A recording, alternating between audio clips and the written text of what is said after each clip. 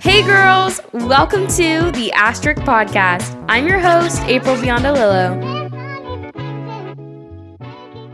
Hey girls, welcome back to the Asterisk Podcast, where I'm your host, April Biondolillo, and today we have a guest, Allie, who's on the show. Thank you for being here today. Yeah, I'm very excited for our conversation. It's going to be a good one. But Allie Martinez is a proud wife to Samson and a mother to two boys, SJ and Jameson. Before she was a stay-at-home mom, she was a third grade teacher for 8 years. She loves traveling, going on adventures, hiking, and creating memories with her family. So, like I said, Allie, thank you so much for being here. We may have had a couple of technical issues to get to this point, but we're here, we're thriving, and yes. Let me just tell you, the Lord loves a humble beginning. Am I right? So here we are. But Allie, go ahead and tell us what your upbringing was like and when you started following Jesus. Yeah, it's pretty simple. My parents, amazing parents, believe in Jesus and raised us in a Christian home. And we were able to learn about Christ very early on. Awesome. We had a great church that we went to. I was able to also go to a Christian school growing up. And so I really had a good surrounding. My siblings, my parents, they were always there teaching about Jesus, praying for us. And so we were really, really blessed growing up. Yeah, no, that's incredible. I love that. Where did you feel like you specifically struggled with your worth as you were growing up? Or maybe it's just something that started over the recent years and something that you're potentially struggling with now? Yeah, I don't think growing up, I tell people that I didn't have many struggles growing up. I hadn't lost anybody. I had great parent support, good friend support. So really my worth, I feel like, started struggling more once I got married and we started dealing with infertility. I think that's where really where it picked up, because for me, I always told myself, I'm a woman. I'm supposed to be able to carry a baby. That's part of what I've longed to do for years. And so to struggle with infertility, that really made me start to question my worth, question, where children were supposed to fit into our life. So I think it really started in my 20s, more so than in high school and college. Right. Yeah, no, definitely. And do you still feel like you struggle with the fact of infertility today, of just that affecting your worth? Yeah, I think our fertility journey is going to carry us, like it's going to follow us through till we finish having kids. That's not something for me and my body that's just going to stop. We've continued to make choices about where we want to go in our fertility journey, and we will need assistance in all of those areas. And that's weighs heavily on me of I can't do this on my own. Absolutely. I have to have assistance, and there's nothing wrong with assistance. We're very grateful for it. It's been amazing. It's gotten us both of our sons, and so we're so blessed by it. And there's still that part of me that does still struggle, especially when we see other people get pregnant so easily. I'm like, gosh, why couldn't my body do that? And so there's still that struggle of questioning a little bit. Of almost like, what's wrong with me? And I've worked through a lot of that, and that thankfully has been processed, and I've moved on from the what's wrong with me. But there is still definitely kind of like, I wish my body could do this on its own kind of thing. Yeah, no, absolutely. Talk to us a little bit about your journey with infertility. How do you trust God when it feels like your prayers aren't being answered? I chatted with my husband a lot before doing this and prayed a lot beforehand. And I told Samson, I said, man, I want to be honest, but it's not gonna, and I say this in quotations, like it's not gonna be the like Christian-y answer. Yeah. Because in that whole process, I really struggled with my faith. Really, really struggled. And so when we start with the beginning of our journey, it took us a long time to get pregnant the first time. And I kind of said, all right, that happens to a lot of people. We can, keep moving on. And then we had a couple losses. And then we got pregnant with our son, SJ. And I was able to carry him for 30 weeks. And he lived for 2 hours before he passed. And so that was about 4 years into marriage, 3.5 years into marriage. And then we struggled with more loss and more loss and more loss, and ended up having our son Jameson at 24 weeks. And he was in the NICU for 120 days. He is our miracle baby. We have him home now, tubes gone, medication gone. He is just a thriving little baby. And amazing. So our journey has definitely been up and down. Yeah. Many valleys, many hills, many peaks. You know, the fact that Jameson is here with us is beyond comprehension with some of the days he had in the NICU. And God performed miracle after miracle for him. But during those seasons, there was a lot of questioning, a lot of, what in the world are you doing? Yeah. There was a lot of angry prayers, ticked off prayers, crying prayers, where I just was like, okay, I give up. I'm done. And so when you ask what the journey is like, I'm not sure I have a very concrete answer, because it was all over the place. Yeah. And grief was interwoven, and it still is with the loss of our son. That hasn't gone away. Right. And I think I see the impact that both of our boys' stories have had on the world and with our friends and family. And that makes it worth it for me. Yeah. Those valleys and grief moments, I say, okay, look at how God used these boys. But I do that now after I've gone through it. Right. In the journey, it was extremely hard to do that. And I will say my faith got tested, and I was the furthest away from God than I probably ever have been. Yeah. And looking back, a lot of people have encouraged me and said, that's okay. Jesus is, right there, ready for you. Yeah. And he can take it. And I had a friend come over one time after SJ died, and I was just trying to explain to her where my faith was. And she said, tell me if this is right, but I feel like you have your faith, and a wrecking ball came in and just shattered it, just shattered it into pieces. And I go, yeah, I don't know where to go from here. I don't know how to pick myself up. I don't know how to put the pieces back together. And she looked at me, and in the sweetest voice, she just said, Allie, Jesus has all those pieces in his hands, and he's right there, and he is molding you and shaping you and making you stronger, and your faith will be rebuilt. Yeah. And just to know that, okay, I don't have to force myself to do it right now. It's a journey. Jesus is with me in every step. And I can say now, looking back, my faith is as strong as it's ever been, even though all of our prayers didn't get answered. Some people are saying, oh, well, you have a son now. Yes, and I'm still dealing with the loss of my son. All my prayers didn't get answered. Everything is not going the way that I want. And I can look back and say, Jesus was there. Jesus was working. And I am in such a better place and have such a stronger faith now because of everything that happened. No, I love that you are making the point of you can hold both the grief and the joy. And I also love the fact that it is this call that as Christians, sometimes we think our response has to look a certain way, that we have to have this perfect, pretty, trust the Lord, he's faithful kind of response. And I think that the Lord understands our humanness because he was human. And I think it's that invitation, truthfully, of you can come broken. You can come as you are, and he can handle it. We'll probably dive into this a little bit later, but it's more so humans that struggle with that, type of response, or maybe putting these certain expectations of what our grief should look like. And this is why I had to have you on the podcast, because I just love how real and honest you are, because I think knowing people, even in my own life, that struggle with infertility, I think that's the cry of their heart is, will someone just validate my feelings of my frustration, my anger, that somewhere I'm sure I love Jesus, but right now it's just not going to be on the forefront of my mind, and that's okay. And so I think, again, it's just a beautiful picture of who you are and how you're walking this out, of just inviting others to come broken, and that's exactly what God wants, which is a beautiful picture.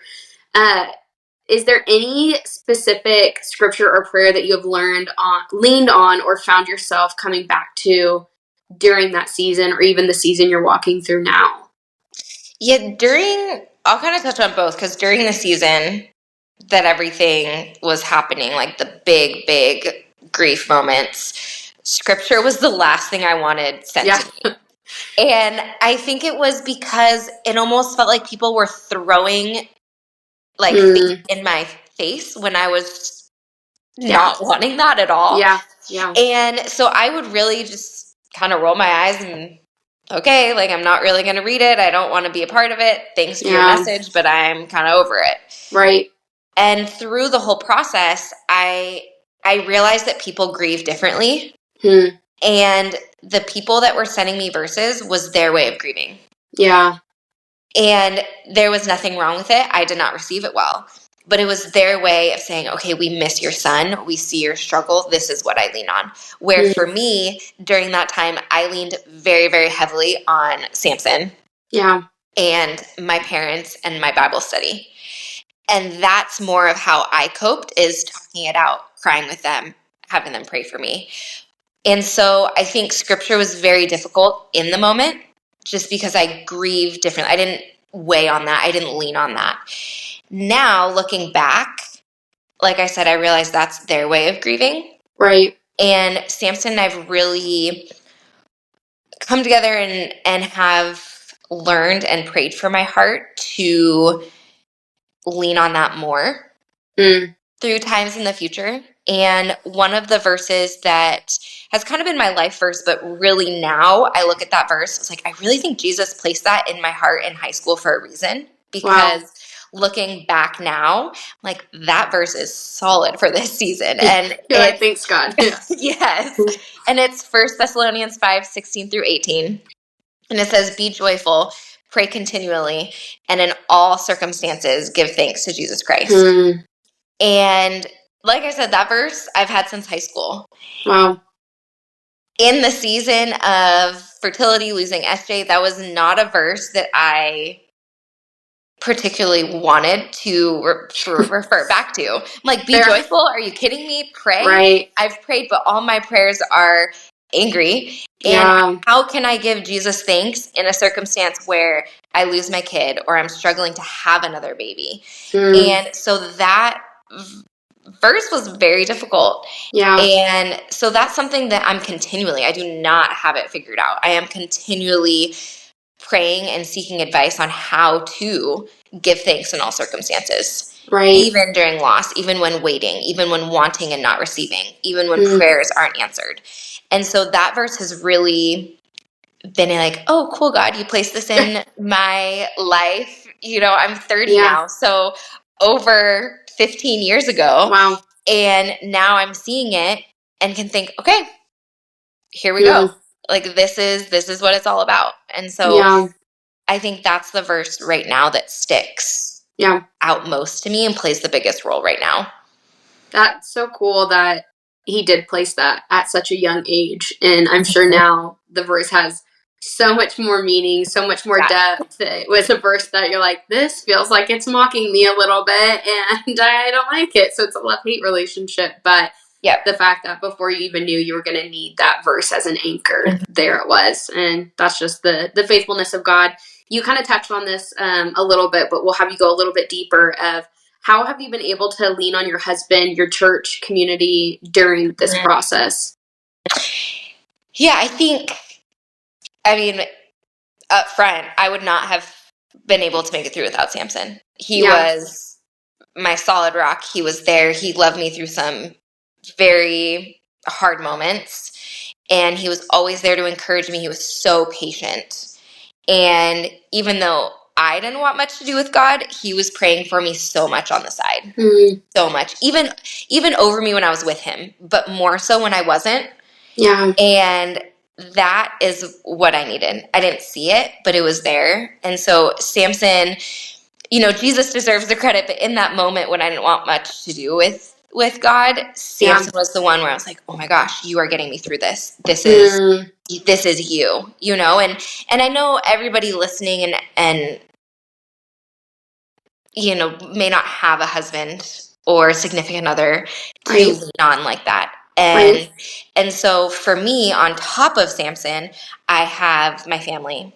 My parents supported me in ways that I can't ever thank them for. They were wonderful. They are continually being wonderful.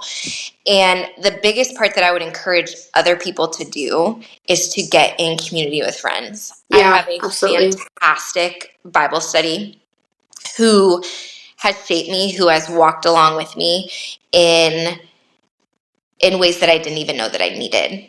You know, it's a group of 6 of us, and we started getting together. I think it's almost been 3 years ago. And a couple weeks ago, we got together just as like a hangout. And we reflected on where all of us were 3 years ago and the prayers we started praying then, and how those prayers have been answered. Maybe not the way we wanted, but the prayers have been answered. Yeah. And to have those ladies walk alongside me through this journey was exactly what I needed. Absolutely. And I tend to be someone who isolates herself and shuts off. I do that very, very well. And so to have a group of women who know that about me and still pursued me is something that I'll be eternally grateful for.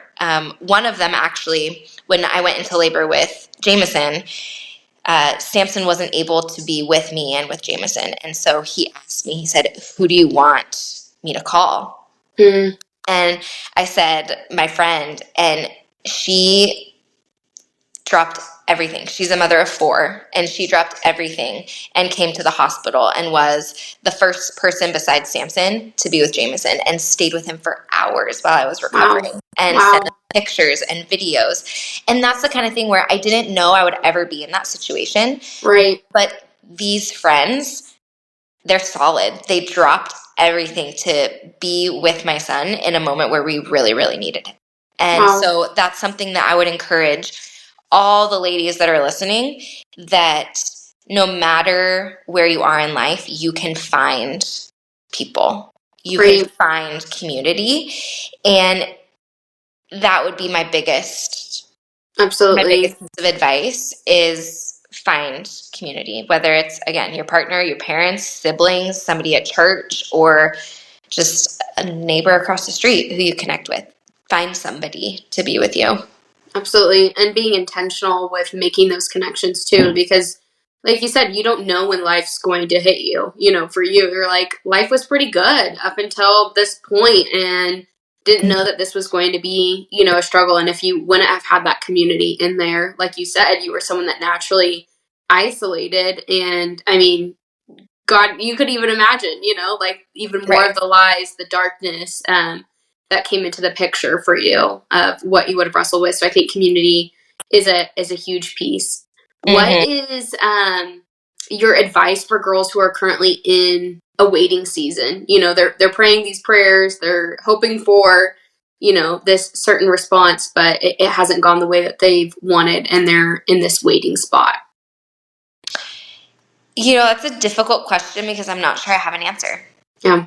I'm going to be totally transparent about that. I love it. That's why you're here. I don't have a black and white answer to that, because in the waiting period, it is difficult. It is so difficult. And looking back, I can say like, oh, lean on Jesus. But in my waiting period, that's not exactly what I did.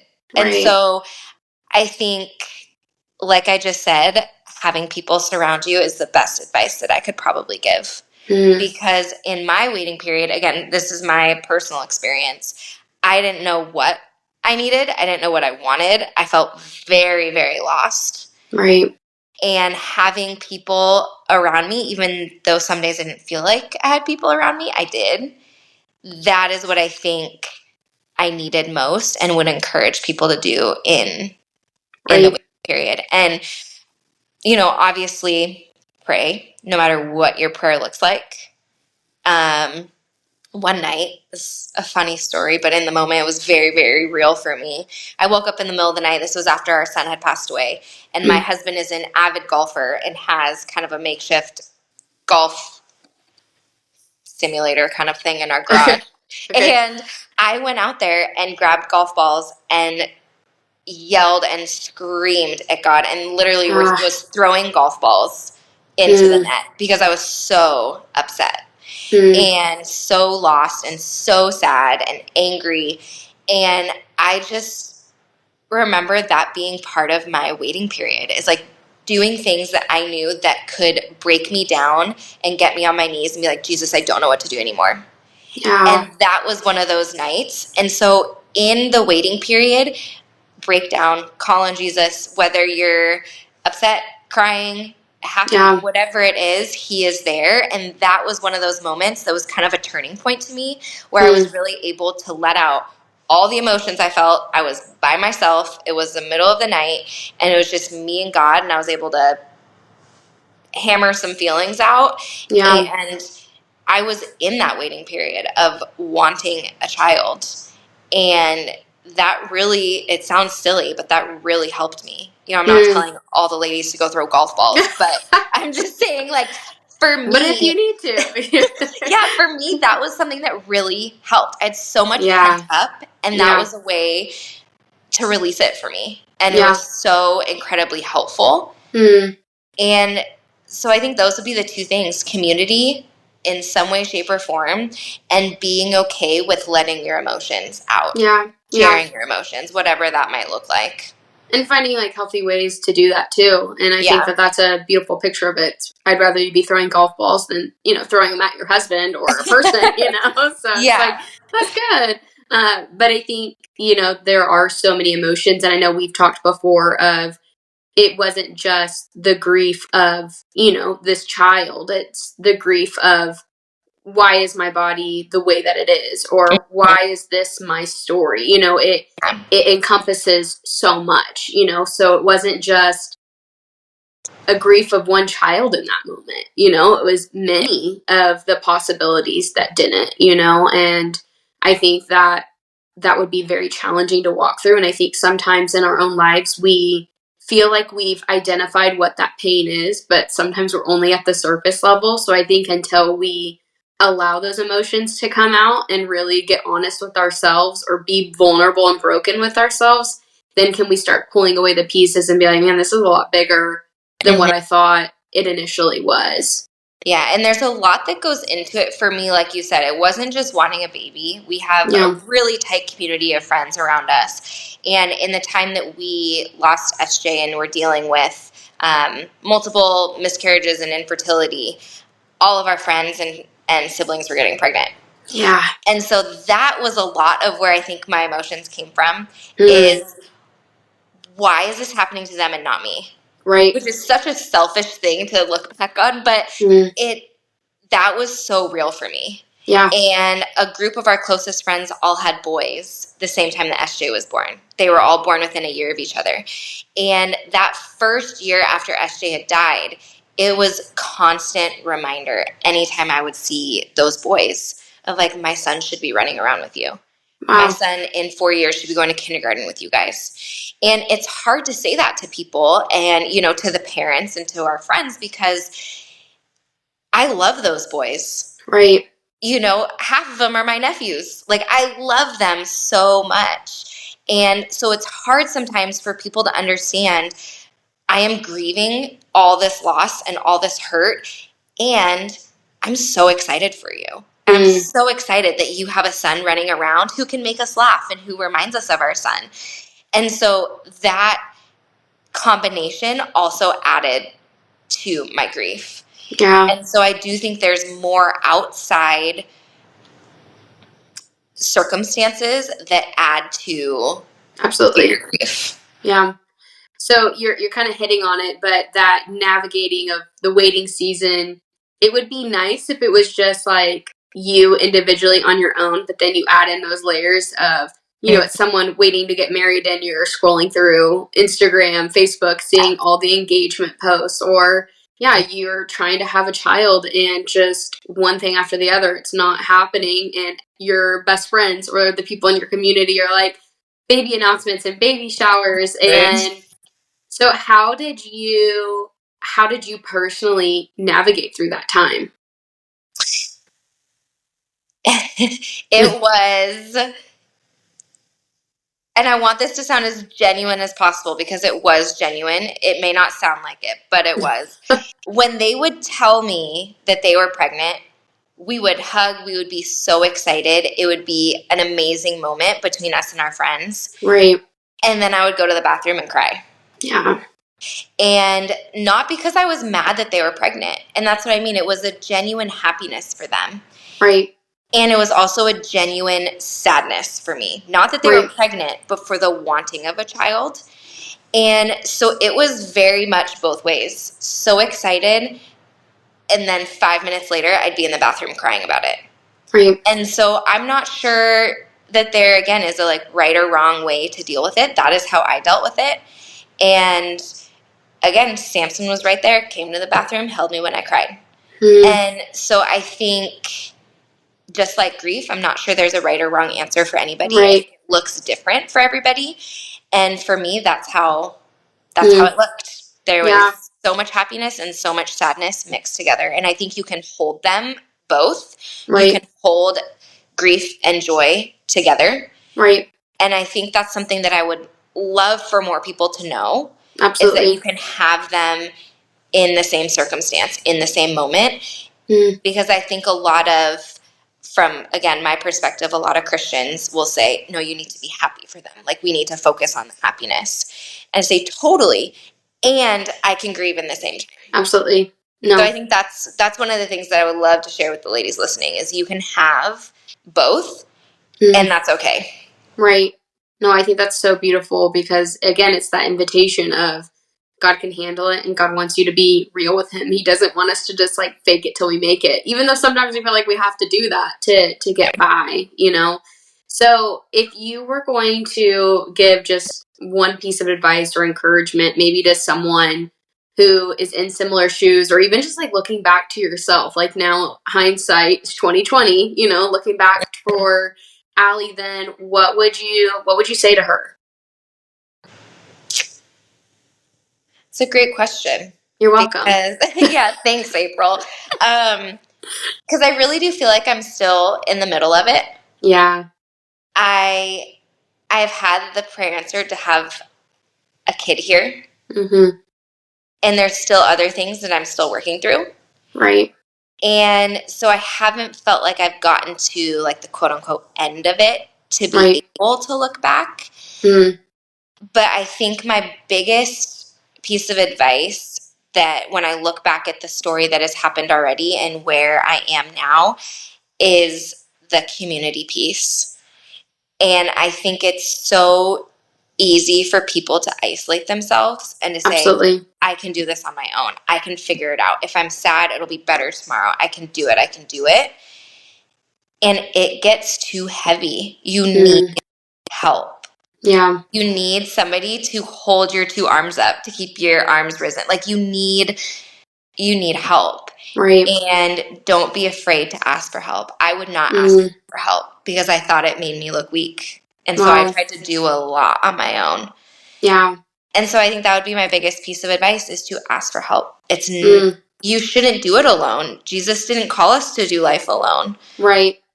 And so find people. Yeah. And for the ladies listening, if you're going to conference, I'm going to be there. Find me. Yes. I would love to talk to people about it, to be there, to be a listening ear, to pray. And if you don't want me to pray with you then, I will add you to my prayer list to do at home. You know, find somebody. Find somebody. No, I think that's such an important piece is we're not meant to do life alone. And I think sometimes we feel nervous about even sharing the struggles because we don't know if like acceptance will happen with our emotions. Like, or maybe is this too much for you? Am I too much for you? Like if I share how dark my brokenness is or how dark my thoughts are or how bad it really is, are you going to be like, ooh, I can't handle that. Or I don't know how to deal with that, you know? And so I think sometimes we keep to ourselves because we don't want to be a burden to others. But the people that we need to find in our lives and be intentional with finding are the ones that are going to carry the burdens with us. That's what we've been tasked to do. Right. And so I think taking that step out, being vulnerable, finding your people is a huge piece. And don't wait for life to get hard to make that a priority. I think that's honestly like, I am on the outside looking in at the community that you are a part of, and it's incredibly beautiful. And the people that you and Samson are surrounded by is awesome. And so I think just speaking to that as a person who watches it, like we desire that, we need it. Be intentional. If you want it, go after it. Don't wait for it. Don't wait for the person to text you to go to coffee. Just be the one that's like, hey, I'm treating you to coffee. Like, if you see something in someone that you love and aspire, build it now, because life will throw curveballs, the waves will come, the storms will catch you off guard, and you're going to want those people in your corner then. So I think being persistent in that. And yes, I'm so excited. Allie's going to be at conference. She's going to be on the panel, but we're also doing a really cool breakout session for infertility. And so that will be a really sweet space for just anyone that's listening that's struggling, and maybe it's not infertility, but it's this waiting season that we're talking about. I think this will be a really special spot, not to give you all the answers to fix it, but just to come and just to be heard, for your feelings to be validated, for you to feel seen in that moment. So it's going to be an amazing time. But Allie, I know that we're just scratching the surface in some areas of your story, but it's a beautiful one. It has brokenness in it. It has a lot of questions, I'm still sure, that are like, why God? Why me? Why is this happening? But I'm so grateful for your just obedience and saying yes, and even being willing to share your story in a real way. Like, I love every time you're like, I don't know if this is the Christian response, but this is it. And I'm like, no, like, I love that. Like, I think we need that. And I think people are going to be so blessed by it. So if you like today's podcast episode, make sure that you are following along on our social. Make sure you're subscribed to our channel, and be following Cherish Ministry, because we've got lots of fun updates coming your way for Cherish Conference that's right around the corner on May 17th and May 18th. So make sure you got your tickets. Invite girls in your world. Maybe you can't go, or maybe you can't afford it. Maybe you want to bless someone. We have scholarship tickets available. And if that's someone that you're struggling, reach out to us and we will get you connected with the ticket. But as always, thanks for being here. We pray that you have an amazing week, and we will see you back here again soon.